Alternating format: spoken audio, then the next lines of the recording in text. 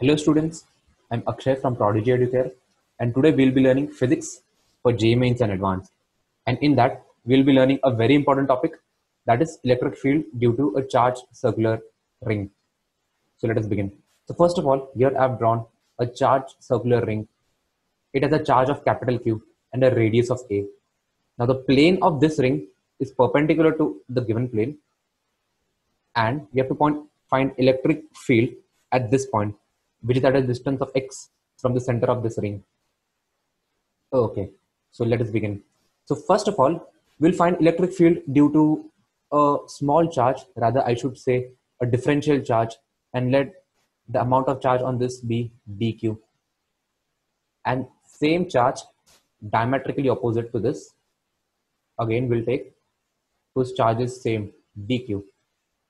Now we have to find the distance of this point charge from this point. Now what I'll do is let the distance be small r, and from Pythagoras theorem you can easily say that r square is given by a square plus x square, or I can just simply write r as under root of a square plus x square. Now the differential electric field dE due to this one particular charge will be given by, its formula is kq by r, so it will become k times dq by r square. Perfect. So this can be further written as k dq by x square plus a square. I'll just simply write dE vector since I'm showing it in vector form here. Now this dE vector is due to this point charge, and this dE vector is due to this point charge. Now let the angle be theta, which it makes from x-axis. Now vertically opposite angles, this and this, so this angle will also become theta. Similarly, this angle is also theta, and this angle is also theta. Now we'll simply take component of this dE vector along the x direction and along the y direction. Similarly for this dE as well, we'll take along the x direction and along the y direction. Now as you can see, the component of dE vector on the y direction are cancelling each other. On the other hand, the component of dE vector on the x direction are supporting each other. So we just have to find the component of dE vector along x direction, because anyways the component or else the net electric field in y direction is anyways going to 0, because it is getting cancelled by the diametrically opposite point. So here we can write, so the x component of this dE vector is nothing but dE cos theta, dE cos theta. So I can write here dE, I'll just simply write dE net, dE net, and let us write it in vector form. It is given by dE cos theta, dE cos theta, and I'll just simply write here I cap. This I cap represents that this is in the direction of x axis. Okay, so we have to find the value of this. So it will become, first of all, the magnitude we have already found, which is this. So I'll just simply write that k dq upon x square plus a square into cos theta. So first of all, we have to find the value of cos theta. So look at this triangle. This angle is also theta. Cos theta is nothing but adjacent by hypotenuse. So it will become x by r. So instead of r, we'll just simply substitute this value. So what I'm getting is x by, we'll write under root of x square plus a square. Now this is under root of a square plus x square, and this is a square plus x square raised to 1. So we are just simply multiplying these two factors. So 1 plus half is 3 by 2. So what we are getting is this differential net electric field is k x dq upon x square plus a square raised to power 3 by 2. So this is dE net vector. I'll just write here I cap here. Okay, now to find the electric field due to this ring, what we have to do is we have to simply integrate this. So integrating electric field, so here also we'll integrate. Now this kx and this entire thing, all of these quantities are constants. You can just see this x is constant for a constant point, and this radius is constant, r is constant, everything is constant except this dq.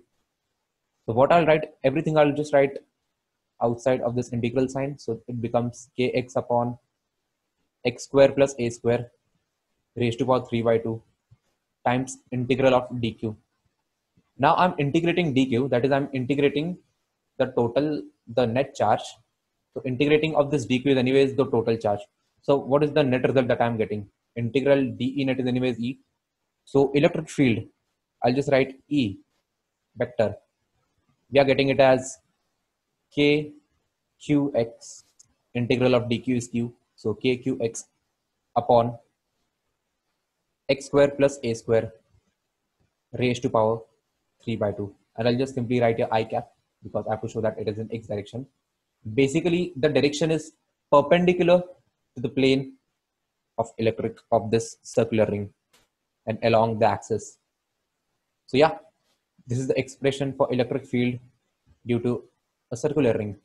Now, I'll just simply take few cases. First of all, first case is the electric field at point O. At point O is basically this point I'm talking about, the center of circle. So I have to find electric field at the center of circle. So point O, at point O I can say value of x is 0. So simply we have to substitute x as 0. So electric field, what I'm getting, electric field, I'll just simply write here x as 0. So electric field we are getting 0. Obviously, if you look at this point will be pulled by all the dq's, all the small charges to itself, and thus the net electric field in this point will become 0. Now the second case that I have to talk about is this case when your x is much greater than a. That is, this point is very far away from the center of circle. In that case, what will happen? If x is much greater than a, what we can say is in this expression, we can simply neglect a square, the term a square. So what electric field we are getting? We'll get electric field as k qx upon simply x square, and that is raised to power 3 by 2. See, we have neglected this a square in this. So this will simply become k cube by x square. This 2 will get cancelled. This is x cube. So x by x cube will simply become x square. Now, if you remember, this is the electric field due to a point charge. Now, taking a physical look at this, obviously, if we move too far away from the circular ring, this circular ring will appear as a point charge. So yes, both mathematically and physically, we can interpret that this result is true.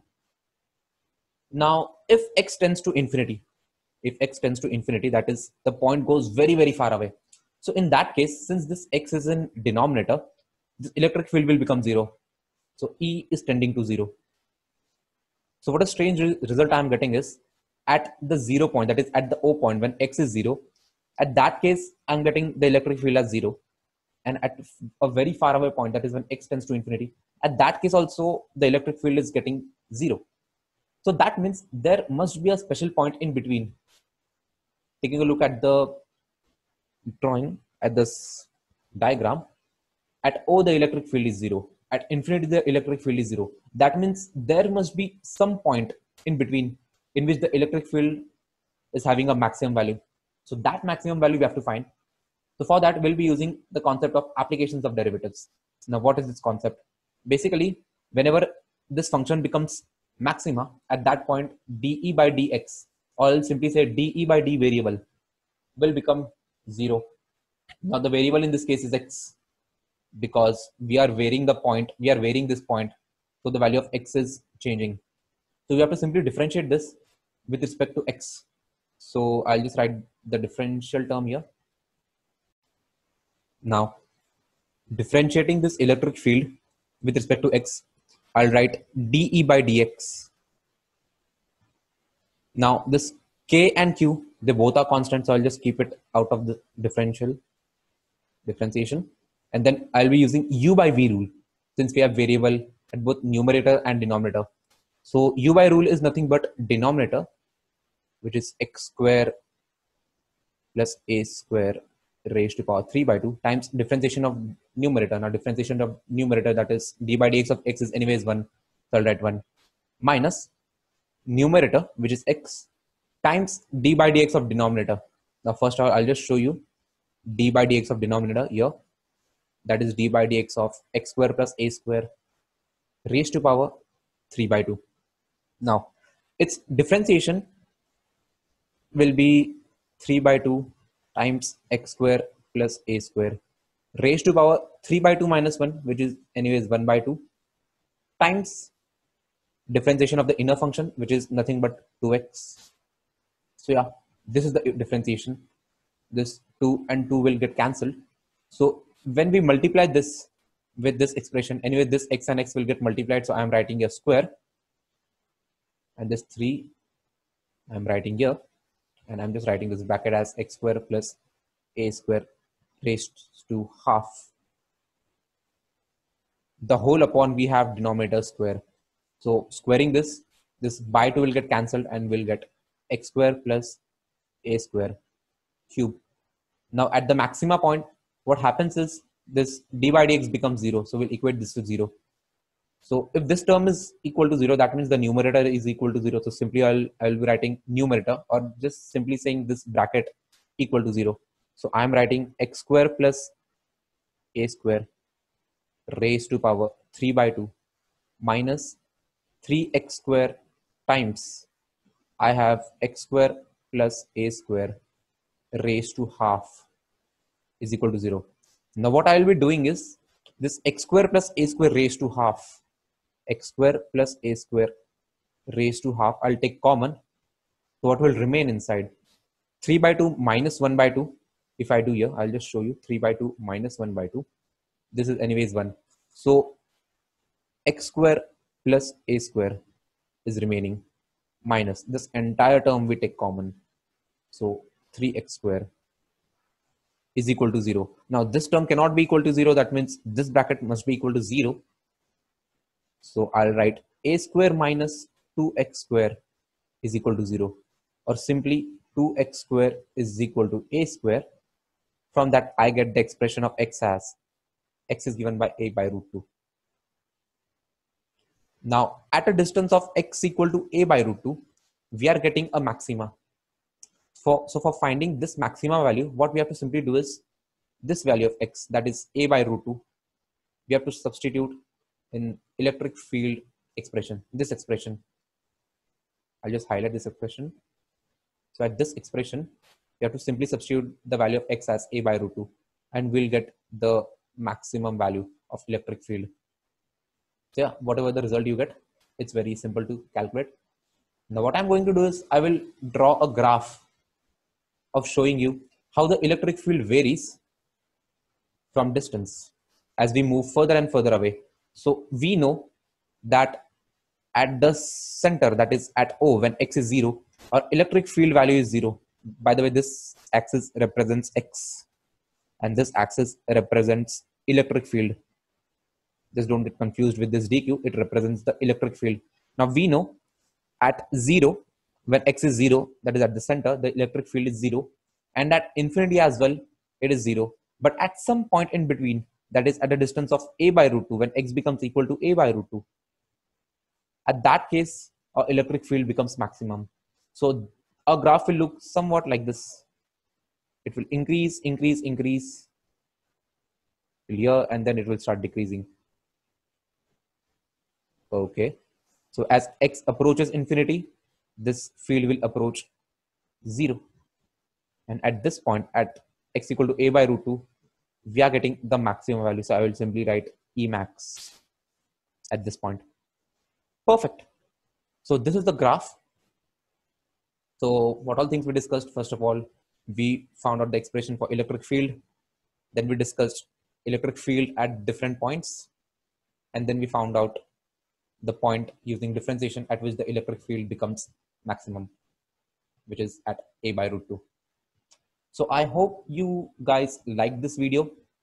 For more such videos, you can join Prodigy Educare, a learning platform. Our online learning platform is open for everyone.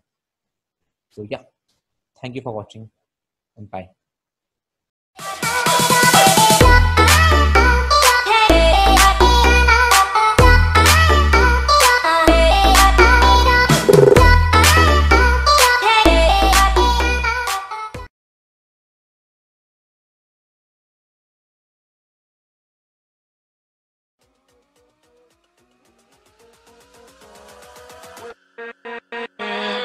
with